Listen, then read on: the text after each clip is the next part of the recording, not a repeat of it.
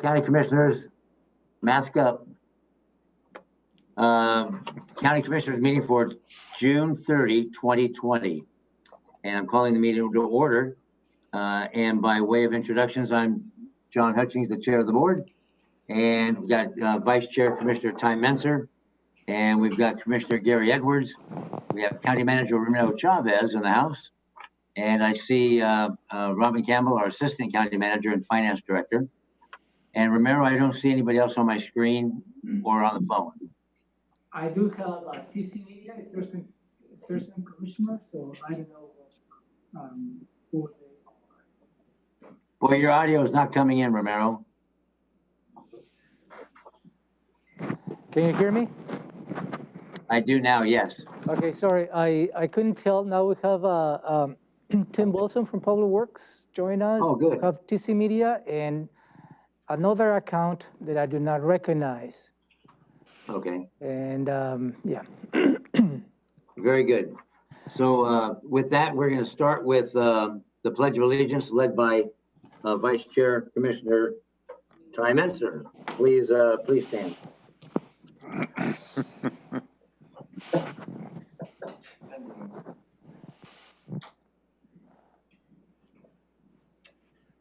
I pledge allegiance to the flag of the United States of America and to the republic for which it stands, one nation, under God, indivisible, with liberty and justice for all. Thank you.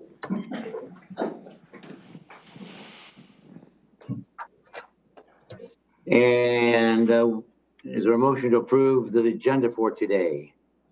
I move to approve the agenda for June 30th, 2020. Second. It's been moved and seconded to approve the Tuesday, June 30th, 2020 agenda. All in favor, say aye. Aye. Aye. Okay, that motion carries. And number one on the agenda is the opportunity for the public to address the board. And I see only one person has signed up, and that's the same individual. Let me double check. And we have Amy's going to be bringing that to you. I think we have two. Oh, two? Okay. Please bring another sheet for you. And all the same rules apply, about 3 minutes. And the clerk of the board is maintaining the time. You can't donate your time. We please ask that you be respectful of everybody. And thank you. And as well as Romero, you have a little bit of something on politicking or electioneering. Yeah, comment to the primary and the general elections of this year, Commissioners. I will encourage the public to refrain from doing any electioneering type of comments during this meeting. All right, thank you. So we have two people that have signed up thus far. And the first one is John Pettit. And Amy, are you ready to start the time? Yes. Okay, thank you. Good afternoon, commissioners here and somewhere out there. I appreciate this time to come and speak to the board. It's been a long time since we've had an in-person testimony given in spots. I think I'll bring it up that it occurred about the same time in which there was going to be an election for a new courthouse that got suspended. It's still an active potential election, and I understand a couple of the commissioners are still supportive of it because nobody's ever taken it officially and killed the action. So I have to assume that Mr. Menser and Mr. Hutchings are still for that. I am going to encourage that for a point of realism, this building needs some care. And about the time an election was being considered, Mr. Menser and Mr. Hutchings voted to remove maintenance on this building, such as cleaning the roofs. We need to get that done. There's no excuse for letting this building continue to degrade. Now, the other comment I'm going to generate is going to be short and brief. It has to do with a current action to try to reduce the budgets of the elected officials and the employees. Well, the part I'm going to hit on, knowing I have very limited time, has to do with the fact that while I understand that Mr. Edwards is opposed to it, but Mr. Hutchings and Mr. Menser were inclined to want to go towards furloughs. Well, I hate to tell you this, but there's very few people that can take a 10% pay cut and still meet all their bills. You know, it's outrageous to think that somebody, you can stand back and sit here while you're making $120,000 a year and tell people, well, it's no big thing, I'm just gonna cut your hours enough that you can't make your car payment or your boat payment or pay for your children's care, maybe not even put enough food on the table.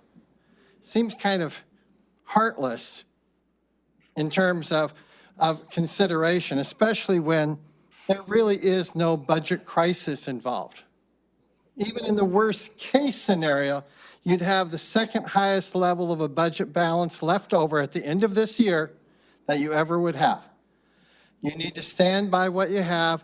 Please get all the figures that are actually hard numbers in your calculations and put them on paper that they're available for the whole public to view. We have the right to know. Decisions aren't something that you get to decide what's good for us. That isn't the way it works. We're entitled to know the true facts. And don't take money out of the pockets of the good employees here at Thurston County. Thank you. Next up, I have Madeline Shannon. You want to testify? No, she doesn't want to testify. Oh, does not? Oh, I see that. No, okay. Thank you very kindly. I appreciate that.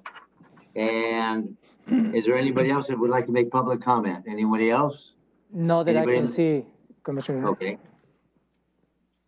Then we're going to move on. And next is the consent. Oh, no, county manager's update. I'm sorry. Yeah, a brief update. And this is the first Board of County Commissioners, as Mr. Pettis stated, since March 26, 2020. And there is going to be a little bit of a change, as you can see, so we need to adjust to the new reality. But back in February 29, 2020, the governor of Washington issued a proclamation declaring a state of emergency for the state as well as all counties across the state related to the COVID-19 outbreak. In March 23, 2020, he issued a stay-at-home, stay-healthy order. And as a result of that, the county closed offices for the public at that time. Since then, the county has been operated mainly online.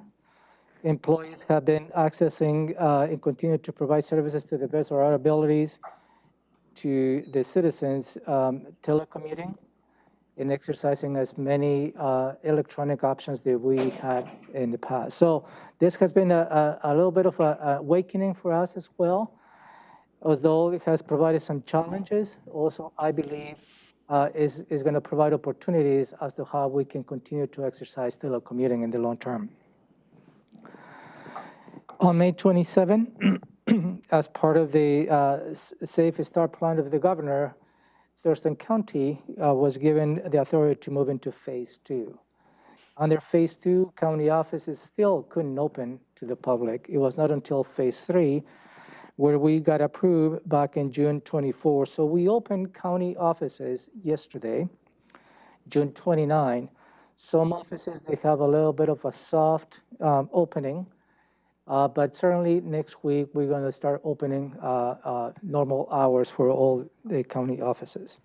So the public will see a little bit of changes on some of the county offices as we still have to maintain social distancing and wearing masks while we provide services to our citizens.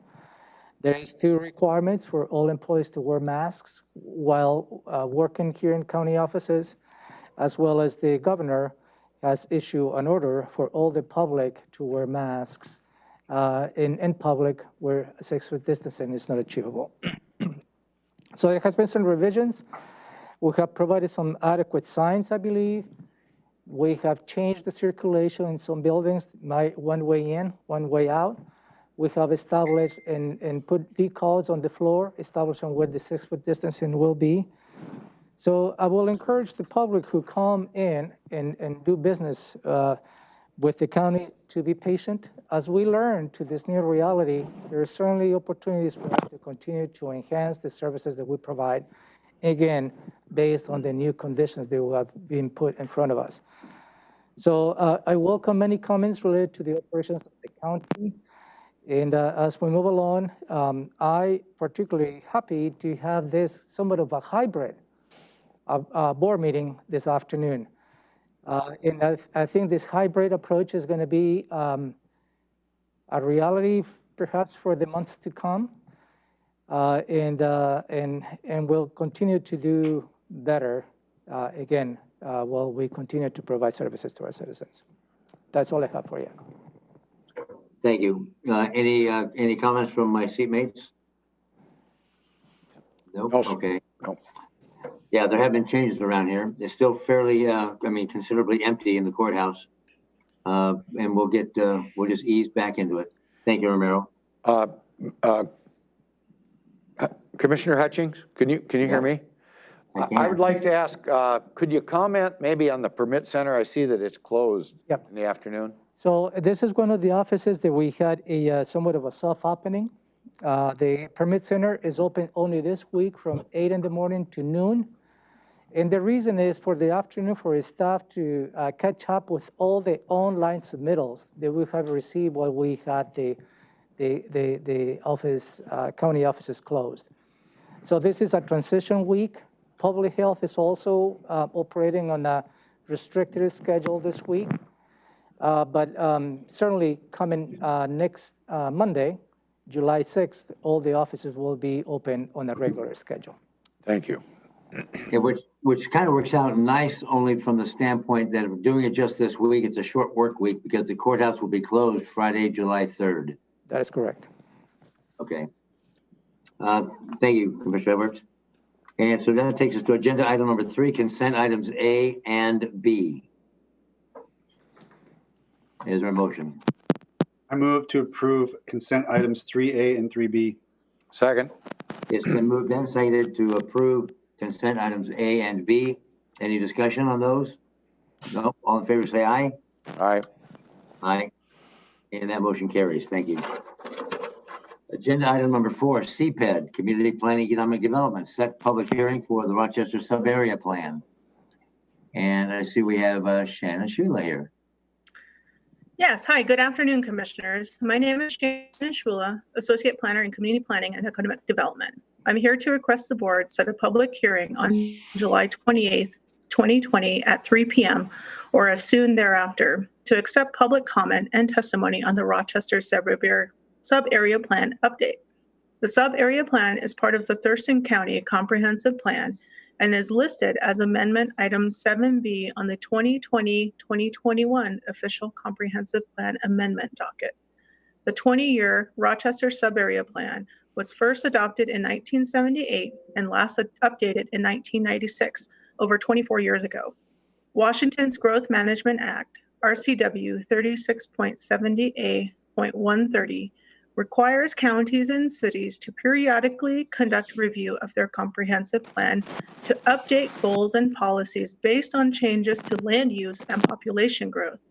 This hearing is to accept public testimony on a proposed new updated draft of the Rochester sub-area plan that would repeal and replace the 1996 Rochester sub-area plan. The county held several public outreach and community engagement activities with residents and businesses in the Rochester and Grand Mountain communities. 4 public open house events were held on February 24th, 2018, March 8th, 2018, November 7th, 2018, and November 13th, 2019. In addition, informational planning session was held with Rochester High School students on March 30th, 2018. The Planning Commission held 4 study sessions on the sub-area plan update on April 3rd, 2019, June 5th, 2019, September 4th, 2019, and November 6th, 2019. On January 8th, 2020, the Planning Commission held a duly noticed public hearing and a work session was held after the hearing. The Planning Commission provided a recommendation of approval to repeal the 1996 Rochester sub-area plan and adopt the new Rochester Sub-Area Plan, which is in alignment with the comprehensive plan and proposes goals and actions for Rochester. On February 12, 2020, the board held a briefing to discuss the proposed amendment and provided staff direction to bring the amendment forward for public hearing. The draft documents are available on the community planning website for the public to review, and notice of the public hearing will be provided by publishing a legal notice in the Olympian. A press release and email to interested parties will also be sent out prior to the public hearing. Thank you. Okay, any questions of Shannon? No? Okay, is there a motion?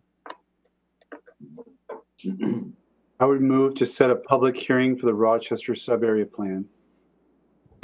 This would be July 28, 2020 at 3 p.m. or as soon thereafter as the matter may be heard at the Thurston County Courthouse Building 1 in room 280 to receive public comment for the Rochester Subplan update. Public hearing would be held in person and virtually, and a link will be provided to connect remotely for those interested in providing testimony. Second. It's been moved and seconded to set a public hearing for the Rochester Sub-Area Plan for July 28th, 2020 at 3 p.m. here at the courthouse or remotely. Any further discussion? Nope. All in favor say aye. Aye. Aye. That motion carries. Thank you, Shannon, very much. Thank you. Number 5 on the agenda, 5A, is set a public hearing to consider rate increases as petitioned by the Long Lake Management District Steering Committee. Romero, do you want to frame that, or are we going right to Tim Wilson? Tim Wilson. Okay. Go ahead, Tim. Good afternoon, Commissioners. Tim Wilson, Water Resources Manager, Public Works. Yes, the Board of County Commissioners formed Long Lake Management District in 2016 and adopted a rate structure for parcels within the district per the recommendations of affected residents. Resolution 15192 adopted the annual assessment for LLMD and allows for a maximum annual escalation for inflation of up to 5%. The annual escalation factor is coordinated with the Long Lake Management District Steering Committee, who will be recommending increases of 3% annually for the 2021 and 2022 biennium. Public Works has received a new petition from Long Lake ratepayers requesting the Board of County Commissioners further increase the per parcel base fees by $34 to accommodate future projects. RCW 3661 pertaining to Lake and Beach Management Districts provides authority to the Board of County Commissioners to alter the rates and charges imposed upon a Lake Management District following a public process. RCW 3661-120 further states that if a proposed special assessment roll is amended to raise any special assessment appearing thereon or to include omitted property, a new public hearing shall be held. The Board of County Commissioners were briefed on the petition on June 24th, 2020, and requested that an AIS to set a public hearing be submitted. This action supports Initiative 9 of the county strategic plan to support environmental health and climate stabilization. And with that, we are recommending that the board move to set a public hearing for Tuesday, July 21st at 4 p.m. or soon thereafter as the matter may be heard at the Thurston County Courthouse, room 280, building 1 in Olympia, Washington, to accept and consider public comments on a proposed rate increase of $34 per parcel for vacant property and $34 per parcel for dwelling units for parcels within the boundaries of the Long Lake Management District. Hey, Tim, Yes. the action states at 3 o'clock, no 4 o'clock on that day. Okay. Yes, I was reading off of an old AIS apparently, Romero. I'm sorry. I just want to clarify, the action includes a 3 o'clock public hearing. Thank you. Real quick, Tim, do you want to go into the background of the district? Is where the Board of County Commissioners aren't raising. I mean, this is self-imposed, but it has to come to the commission. That's correct. This is a petition that was submitted by 2024, I believe, ratepayers within the management district. This was talked about at their steering committee regular steering committee meetings and had broad support at that meeting. So yes, in order for the rates to be raised for the district, there needs to be board action for that. So this is a petitioner-driven rate increase. Okay, thank you. Commissioners, any questions of Tim? Go ahead, Commissioner Menser. So Tim, I know you've explained this, but it's just all of a sudden I'm blanking out. The public hearing, if we take input, and then would the commissioners have to reset the rate? Or because when we did Summit Lake, it was to allow them to vote on a rate increase themselves. So it was setting an election. This is different. Is that correct? Yes, this is a little bit different. We will be working, if the board chooses to move forward with a public hearing, we will be moving forward with the creation of a roll of rates that the ratepayers can have access to see what their current rate is and what the proposed rate is. We will also be sending a notice of the public hearing out to each ratepayer, notifying them of what their current rate is and what the proposed rate is. Okay. Any other questions? Go ahead. Maybe elaborating on Commissioner Menser's question, the Summit Lake, it was the board took an action to set a public hearing to vote themselves to form the district. So that was the first step. And at that point, the vote was not successful, so the district itself never was created. So subsequently would have been another action of the board establishing the rates and charges. Did anybody get that besides me? I did not. No, you came in pretty poorly, Romero. It wasn't because of the mask. Can you hear me okay? Better? Yes. Okay, sorry. So following up to Commissioner Menser's question, the Summit Lake was a little bit different. The Summit Lake was a couple of steps prior to this proposal because the board set a public hearing to have the members of the Summit Lake to vote themselves to form a new district. For the form, yeah, that's right. The form of the It was for the formation. So then if that would have been successful in terms of the voting, then the next step would have been for you to take another action to set the rates and charges. In this case, Leon Lake has been formed, it's been established, and now it's the additional request for rates and charges. Okay, thank you for that. Any other comments or questions? No. All right, is there a motion?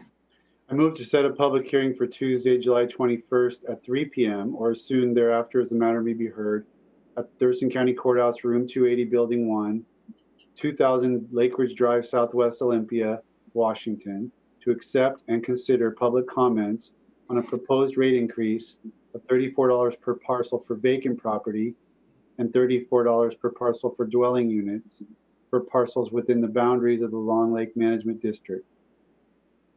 Second.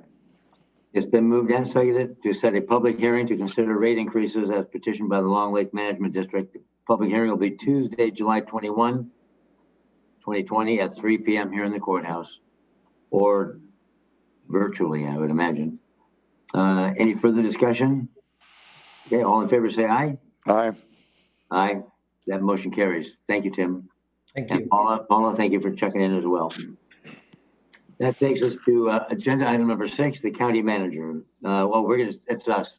We talk about our schedules, what we've done in the past, work sessions and committees and such. Commissioner Edwards? No, go ahead. Commissioner Menser?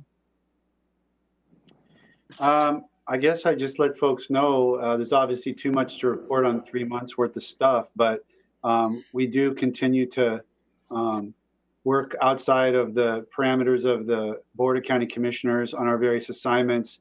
For example, I'm assigned to intercity transit, and we had a very difficult situation where we had to try to adjust to the pandemic, lost a huge proportion of our drivers, had to convert on the fly to a reservation system while not letting people miss a beat getting to work and getting to medical appointments and cancer treatments, et cetera. All that was done fluidly. And then ramping back up to fixed route service, which we began just a week or so ago, where we're running at about 35% capacity. Every route, I believe, is running, just about every route, just fewer times a day and fewer hours, like from 8:30 to 8:30 rather than late night trips, focused on trying to get people to work and to medical appointments to essential services. That's just one example of things that folks didn't hear about necessarily while we were offline and out of the boardroom, but every organization that we're all part of was going through, just massive upheaval and adaptation. Another one was wastewater treatment. A lot of things that happened there that have to commend staff for, things that just could not be set aside. They need to work smoothly, or this whole crisis would have been 10 times worse. So I commend those different groups. Another great example I'll just throw out there is the animal services, which had to basically empty out its shelter because of not being able to have folks come to work and care for the animals. They reached out and got foster placements for almost the entire shelter's worth of animals. Kudos to the community for people stepping up to do that. And now they're getting the shelter back up and running. And so all these things have been really great to see how the community's pulled together. Commissioner Edwards, anything? Nope, I'd go on, I could drone on for hours. Are you sure? I'm sure. No, I know you can. All right. When I say I attended, that means virtually and from the courthouse or from my house. There was the Capitol Lake Deschutes Estuary Executive Work Group that's still working on the Capitol Lake issue. I attended as a board member the Economic Development Council's board meeting. I attended a couple of ribbon tyings, two at the Capitol Mall for family, but female-owned small entrepreneurial businesses. One was Rejuvenate for Hydration and Wellness Center. Another was the Swantown Boat Works and Marina. And the two at the mall were different type of niche type boutiques. Attended the WASAC, that's the Washington State Association of Counties webinar, several of those constantly. Met with virtually with Representative Andrew Barkas to talk about issues of import to the county. Attended the Behavioral Health Administrative Services Organization meeting, and then various mayors meetings that were done virtually as well to talk about pandemic issues, homelessness, the Regional Housing Council, budget constraints and budget issues. And it's nice that the city mayors and the commission are working together, again, of these issues of mutual interest and how we're going to navigate through this successfully and how do we support each other through all of this. And that was the extent of my meetings, and they just end up running together. A lot of work getting done, but when you do it this way, it's rather tedious. But I'm not complaining, it's just the reality. So with that, I'm going to turn to the county manager then to talk about our schedule. Yeah, thank you, Commissioners. Let me walk you through your combined schedule that you have for the next week. And you may have individual appointments on your individual calendars. Those will not be part of my report.